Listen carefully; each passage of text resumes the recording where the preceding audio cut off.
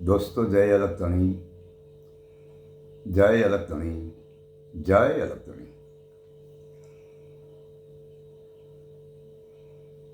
आ सागरनाथ सत्संग धारा चैनल ने जोता होय एवा दरेक प्रेमी जिज्ञासु श्रोताजन तमामने मारा तरफथी एक बात है कि आप दरेक ने जो एवं लगे कि भाई सागरनाथ महाराज जो बात करे से ते बात राइट है अने बराबर है, तो ज मारी चैनल ने सब्सक्राइब करजो अने लाइक आपजो अने बनी सके तो अपना ग्रुप में आगळ शेर पण करजो। कारण के मने तो सिर्फ मारी भीतर में एवो भाव है कि हरिगुरु संत महापुरुषोए पूर्वे एमनी मेहनत करी, एक एक शब्दों ने वलोवी, एक एक शब्दों ने वागोल करी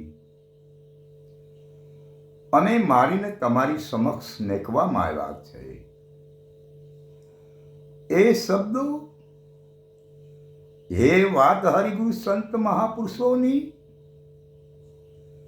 अने आजे अपनी गुजरात में घणा बधा संप्रदायों चाली रह्या छे। ज्यारे ए लोको आपने दरेक ने उपदेश करवानी वास्तविक बात जे करे छे ए केवा प्रकारनी छे, ए लोको आपने समरण आपे छे, तो संतोए केवा प्रकारनी बात करी छे। खरेखर समय नहीं बगाड़वो जोईए मित्रों। निरा संप्रदाय ना होय प्रेमी जिज्ञासु, ओगम फल संप्रदाय ना होय प्रेमी जिज्ञासु, रवि बाण संप्रदाय ना होय प्रेमी जिज्ञासु, हरिनाथ संप्रदाय ना होय कोई प्रेमी जिज्ञासु, कबीर साहेब संप्रदाय ना होय कोई प्रेमी जिज्ञासु, तो दरेके पोताना गुरु महाराजे वर्तमान समय में आपेली जे बात है ए बात ने पूर्वे महापुरुषोए रजू करेला जेमना वाणी द्वारा शब्दों आपणे खरेखर ए शब्दों ने एरण पर चढ़ावा जोईए अने खातरी करवी जोईए। एमनाम सीधું मानी लेवुं नहीं। आपने जे बात आपता होय आपણા धर्मगुरुओ ने के भाई आ मानी ले, तो एम थोड़ी बात छे। तमने 1000 वार नक्की थाय, कोई पण प्रकारનું संशय ना रहे अने एवी बात अने संत महापुरुषोनी बात જ્યારે બે વાતનો સુમેળ થાય તો માની લેવાય। હરિગુરુ સંત જ્યારે વાત પીરસે ને આપણા લક્ષમાં આપે ને ત્યારે વાત કેવી હોવી જોઈએ। જો ભાઈ હું એક લક્ષ આપું છું, મારો કોઈ પ્રશ્ન નથી, આ દરેકના સમજમાં લેવા જેવી વસ્તુ છે અને લેવી હોય તો લેવાય છે, ના લેવી હોય તો કોઈને હું કાંઈ પ્રેશર તો કરતો નથી। પણ હકીકત આવી છે જે ભારત દેશની 18 ભાષા પૂર્વે હતી, સોરી આપણા ગુજરાત રાજ્યની 18 ભાષા હતી અને ભારત દેશની પણ સંપૂર્ણ ગણીએ તો 18 ભાષા અને વિશ્વના મને એવું ખ્યાલ છે કે 212 દેશ છે। આ 212 દેશની ભાષા 6000 થાય આ 6000 ભાષાવાળા સદગુરુ મહારાજની સમીપ બેઠા હોય અને જ્યારે સદગુરુ મહારાજ વાતને ફેંકે ને, મારા તમારા લક્ષમાં લેવરાવે ને, ત્યારે એ વાત એવી હોવી જોઈએ કે જે 6000 ભાષાઓથી પર હોવી જોઈએ. જે વાત શબ્દોથી પર હોવી જોઈએ, જે વાત વાણીથી પર હોવી જોઈએ. અને તમને મને જે ભાષામાં સમજાય ને એ જ ભાષામાં એ 6000 ભાષાવાળી વ્યક્તિઓને સમજાઈ જવું પડે. આવી વાત આપણા ધર્મગુરુઓ જો આપણને પીરસે તો જ મનાય, નહીં તો ન મનાય. કારણ કે પૂર્વે મહાપુરુષોએ કીધું છે કે શબ્દ વગરની લાવો સાક્ષી, શબ્દ જ્યાં હોવો નથી અને અમને સાક્ષી આપો. જો હોય અને અપાણી હોય તો જ વાત થઈ હોય. અને આજે આપણને કે તમે આવડું આ માની લો ને આપણે એમાં સ્વીકારી લઈએ કે આ માની લીધું, તો ભાઈ કેટલા અંશે આપણી કાયરતા ગણાય. કારણ કે આપણે મહેનત કરવી નથી. આટલું ધ્યાની પુરુષ કા હે ધંધા.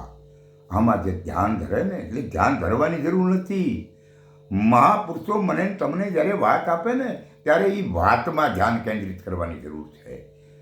અને લક્ષમાં લેતા પહેલા એ વાત ઉપર ધ્યાન આપી અને સંતોની જે વાત છે મહાપુરુષોની પૂર્વે એ વાતને મિલાવટ થાય છે કે કેમ, એમાં જુદાપણું રહેતું હોય તો આપણે કહી દેવું પડે કે સાહેબ તમને મુબારક, ગુરુ મહારાજ તમને બંધન, અમને વાત જે મહાપુરુષોએ આપી છે એ જ આપો.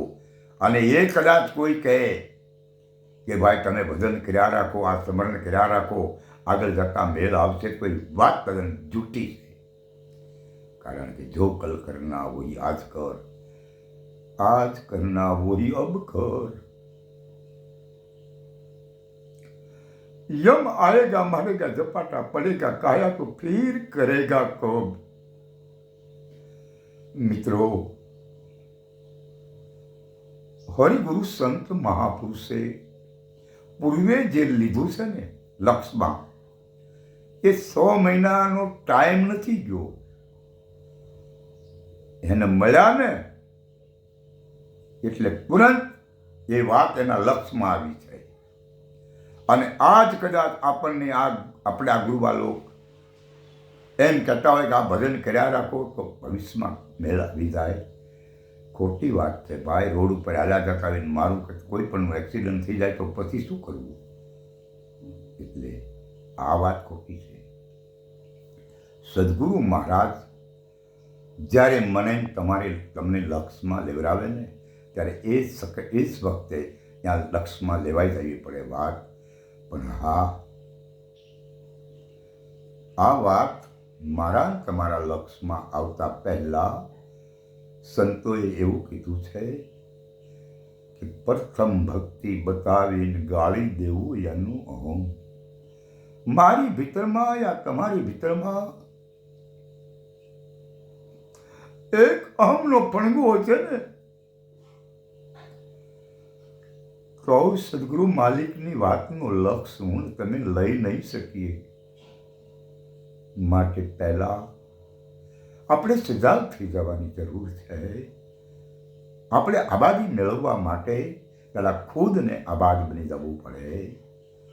હું તમે સદગુરુ મહારાજના સાનિધ્યમાં બેસતા પહેલા આપણે એ નક્કી કરી લેવું પડે કે ગુરુ મહારાજના એક વચનનું જો આપણે પાલન કરી શકીએ કે કેમ. અગર જો આપણે ગુરુ મહારાજના વચનનું પાલન કરી ન શકીએ ને તો એ વાત કંઈ જ આવે નહીં. કારણ કે પલભર ભક્તિ એ અગાધ છે. અને આ ભક્તિ સદગુરુની જે રહી ને એ એક પલમાં થઈ જાય પૂરી. પલ 400 મહિને ન થાય. આ જીવનની પલ રહી એમ નહીં. આમને સામને ગુરુ અને શિષ્ય બેસે ને એટલે તુરંત મેળ આવે. આપણે સાંભળ્યું છે કે રાજા જનકને જ્યારે અષ્ટવંકા મહારાજ ઉપદેશ કરે, સદગુરુ દેશની વાતને પીરસે, એ જનકના લક્ષમાં આપે, તો એમ કહેવાય છે કે એક પગ પેગડે હતો ને બીજો પગ માંડે ન માંડે એટલી વારમાં બ્રહ્મ જ્ઞાન જનકને કરાવી આપ્યું હતું સદગુરુ અષ્ટમંકા મહારાજે. તો આજે પણ મને તમને સદગુરુ જો મળે ને, તો જે એને કરાવી આપ્યું ને એમ મને તમને પણ કરાવી આપવા જોઈએ. એટલે હરેક મહાપુરુષોને જેને મળ્યા છે ને એને વાર લાગી નથી. પછી હવે જે પગ પેગડે ને બીજો ઉપાડે ન ઉપાડે ત્યાં બ્રહ્મ જ્ઞાન થાય. ઓહમ શ્વાસો, ઓહંગ શ્વાસો અંદરથી ઉપડે અને બહારથી સોહમ અંદર દાખલ થાય ન થાય એટલા સમયમાં તત્વસાર તને લોકમાંથી રમી રહ્યું છે.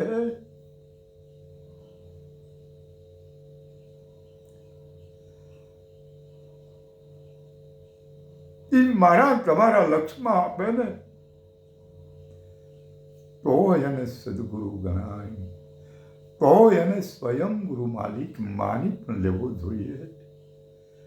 પણ એવી વાત કરે કે આ તું 100 અક્ષરનું, આ 17 અક્ષરનું તું સમરણ કહે, આ 5 નામના ભજ ભાઈ કોઈ સંત મહાપુરુષે પૂર્વે નથી કીધું. તો આપણે શા માટે આ મહેનત કરવી જોઈએ? હા, મહેનત ચોક્કસ કરવાની છે, પરંતુ ભાઈઓ મહેનત એવડી કરવાની છે કે ગુરુ મહારાજના ચરણમાં બેઠા પછી, ગુરુ મહારાજના સમીપ બેઠા પછી જે આપણે ગુરુ મહારાજને વાદા કર્યા છે એ વાદા ચોક્કસ નિભાવવા પડે. અને જેમ છે તેમ વાત પીરસાય ને પછી જો એમાંથી આઘા પાછા થઈ જાઓ તો આ વાતને આપણે કંઈ જ લેવા દેવા નથી. માટે ગુરુદત્ત, આપણે ગયા વખતે બોલ્યા હતા, ગુરુદત્તનું એક બોલવું છે કે ઉપદેશ કેવો હોવો જોઈએ કે ઓહમ તમારા ઊંચા ચડે ને સોહમ એમાં સામા મળે. ત્યારે ઈ શાન નિજ ધર્મની છે. આ બે ઊંચા ચડે ને ત્યારે એમાં શાન પડી છે ને એ શાન નિજ ધર્મની છે. એ શાનમાં ફેરે માળા તો કટે જન્મ ધંધાળા. આ સાપ એવા હતા ભાઈલા મારા, ગુરુદત્ત જપ્યા જુગ જૂનો અમર રહી ગયા. આપણને સદગુરુ મહારાજ મળે અને આ વાત જેમ છે એમ જો પીરસે નહીં તો તું શું કામનો ભાઈ? કારણ કે સંતોએ ના પાડી છે, જ્યાં સુધી તમે કે હું એક અક્ષરનું કોઈ જ્ઞાન આપે ને ત્યાં સુધી હરિગુરુ શંકરની વાત નથી. એક આ વાતનો આ પલભર ભક્તિ એટલે એક જ પલ થાય ગુરુ મહારાજનો ઉપદેશ લાગે ને એને, અને ઈવડી એક પલભરની ભક્તિ જે રહી ને એમાં શું તાકાત છે. એક દાખલો છે, મેં સાંભળ્યું છે, હકીકત જે હોય તે. નરસિંહ મહેતાના ત્યાં ચિત્રકૂટના ઘાટ ઉપરથી 2 સાધુઓ ગામમાં આવે જુનાગઢની અંદર, અને કોઈ આગેવાનોને પૂછે ભાઈ નરસિંહ મહેતા અહીં રહે છે? બોલા કે અહીંયા રહે છે પણ એને ક્યાં રહેવા ઘર છે? આ તો છે પહેલાંથી આવું. પણ આવનારા લોકોએ કીધું કે ભાઈ એને ઘર રહેવા ન તો કાંઈ નહીં, પણ ક્યાંક ઝૂંપડી બાંધીને રહેતો તો હશે ને નરસિંહ મહેતા? તો કે નાના તું સોરે રહે, રામજી મંદિરના સોરે. એટલે આ લોકો ત્યાં જાય છે. નરસિંહ મહેતા એમને મળે છે, આ લોકો નરસિંહ મહેતાને મળે છે. ઘણો સમય જાય અને પછી વાર્તાલાપ થાય અને આવેલા મહાપુરુષો નરસિંહ મહેતાને કહે કે હે મહેતાજી, અમે તમારી પાસે એક વાતનો જવાબ લેવા આવ્યા છીએ, એક વાત જાણવા આવ્યા છીએ. તો નરસિંહ મહેતા કે બોલો બાપુ, ખબર હશે તો જવાબ આપીશ. હે નરસિંહ મહેતા, તમે આ પલભર ભક્તિ કરો છો, એ ભક્તિ શ્રેષ્ઠ છે કે પછી અમે ચિત્રકૂટના ઘાટ ઉપર બેસી અને જે તપસ્યા કરીએ છીએ એ અમારી તપસ્યા શ્રેષ્ઠ છે? ત્યારે નરસિંહ મહેતા હાથ જોડીને કહે, પ્રભુ એ મને રહેવા દો, મને એમાં ન ખબર પડે કોણ શ્રેષ્ઠ અને શું કાંઈ. એટલે પ્રશ્ન કરનાર વ્યક્તિને જવાબ આપનાર વ્યક્તિ જ્યારે શાંતિ જાળવવાનું કહે તો એના મગજમાં એવું થાય કે આને ખબર નથી, એટલે દબાણ કરે. બેઠીને વાત દબાણ કર્યું એટલે નરસિંહ મહેતા કહે છે, બહુ સરસ જવાબ આપે છે.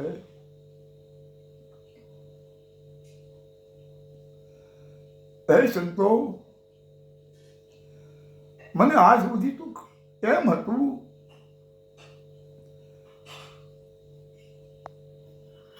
કે અમે અહીંયા ઘરે બેઠા બેઠા પલભર ભક્તિ અમને ગુરુ મહારાજે આપેલો લક્ષ ધ્યાનમાં રાખતા હોઈએ ક્યારેક અને ક્યારેક ન પણ રહે. પણ ચિત્રકૂટના ઘાટમાં, ગિરનારની ગુફાઓમાં જે મહાપુરુષો ભક્તિ કરતા હશે શ્રેષ્ઠ હશે. પણ આજ મને એવું સમજાય છે, હે સંતો મહાપુરુષો,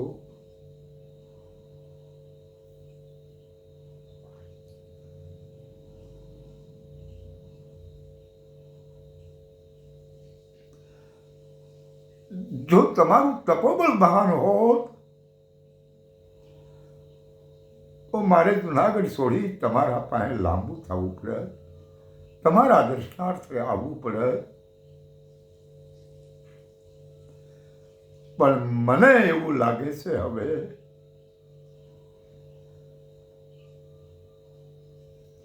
કે તમારે ચિત્રકૂટનો ઘાટ છોડી અને જુનાગઢ સુધી લાંબુ થવું પડ્યું હોય તો એ મને સાબિત થઈ ગયું હવે કે મારી પલભર ભક્તિ શ્રેષ્ઠ છે. એટલે બાપુ ભીતરથી ભાવના જગાડી અને ઓરિજિનલ પ્રેમથી જો આ વાતને વર્યા હોય તો એમાં સાંગો પાંગ લક્ષ રાખવો પડે. 8 પૌર્ણ 32 ઘડી પરમ તત્વમાં લક્ષ હોય એવું નથી કહેતો, પણ આપણને સમય મળે ને એટલી ઘડી તો એમાં લક્ષ આપણે લઈ જવું પડે ને. કારણ કે વ્યવહારિક કામ કરવા માટે દરેકે નીચે આવવું પડે છે. એ ભૂમિકાએ રહેવાથી ક્યારેય તમે વ્યવહારના કામ હું કે તમે ન કરી શકીએ. માટે વ્યવહારિક કામ કરવાના હેતુથી આપણે જરૂર નીચે આવીને વાત કરવી જોઈએ. એટલે પછી પાછી આપણી મૂળ ભૂમિકાને લક્ષમાં લઈ લેવી જોઈએ. એટલે જાગો, એ લોક જે રહ્યા એને તો બસ આચાર્ય બની ગયા, ગુરુ બની ગયા. એટલે તમને પ્રાપ્ત થાય ન થાય, મને પ્રાપ્ત કે તમને પ્રાપ્ત થાય કે ન થાય, એને લોકોને એ કોઈ જરૂર નથી. આ બધાને તમે પગે લાગો, ફુલાર કરો, બસ એ શ્રેષ્ઠ થઈ ગયું છે. માટે દરેક સંપ્રદાયની અંદર રહેલા તમામ હરિભક્તોને મારી વિનંતી છે કે જાગો અને ખરેખર ભીતરમાં જાગો અને એવા જાગો કે જે પૂર્વે મહાપુરુષોની જે વાત છે એ આ લોકો વાત કરે એમ નહીં, પણ ટેકનિકલ ને પ્રેક્ટિકલ સાબિત હોવું જોઈએ. વાત કરી નહીં પણ આપણને અનુભવ લક્ષ આપે તો એ વાતને માની લેવાય, નહીતર ન મનાય. કારણ કે આપણે આપણા પિતા આપણા જન્મના દાતા, આપણા ઉછેર કરનાર મહાપુરુષ માતા અને પિતા, આપણે એની એટલી સેવા નથી કરી શક્યા, એવી આને માનતા આપી દીધી ગુરુને. અને જો એ ગુરુ મહારાજ આપણી સાથે વાતમાં ભિન્નતા રાખે તો એ બરાબર છે કે કેમ, એ તો મારે તમારે બંનેને વિચારી લેવાની જરૂર છે. અને એ પદ જીને સમજાવવું છે ને, એની અંદરથી ભાવના એવી જટિલ ઊભી થવી જોઈએ કે જેને સમાનતા દેખાઈ આવવી પડે. અરે આજ બ્રહ્મની વાતો કરવા વાળા જે લોકો છે ને, મારો અનુભવ બોલે છે કે સ્ટેજ ઉપરથી વાત કરે છે કે અમને સમાનતા પરમાત્માની સમજાઈ ગઈ છે, પણ ત્યાંથી ઉતરે ને નીચે એટલે બાપુ જાતિવાદીનું ઝેર જે રહ્યું ને, એ આજની તારીખમાં એમની અંદરથી ગયું નથી. શું એ લોકો સત્યને સમજી શક્યા હોય, અને મને તમને શું એ સમજાવી શકે? માટે હકીકત જે રહી એ મહાપુરુષોએ કીધું છે કે જાતિને ભાતી નહીં હરિના દેશમાં. આ તો જાતિ પણ છોડીને થવું અજાતિ. હરિગુરુ સંત મને તમને લક્ષાતો હોય અને એ વિશ્વમાં એકતા કરી બતાવી હોય તો બાપુ જાતિપણાના દાવા છૂટી જવા પડે.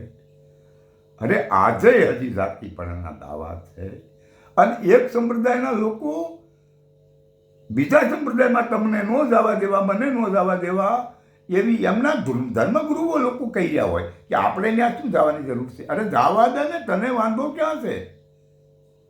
તને બીક છે કે ત્યાં જે દિંડક સમજાવ્યું છે ને એ આ લોકોને ખબર પડી જશે, એટલે તમે એકમાંથી બીજે જવા નથી દેતા. તમે તમારા વાડામાં આ લોકોને પૂરી રાખવાની પૂરી કોશિશ કરી રહ્યા છો.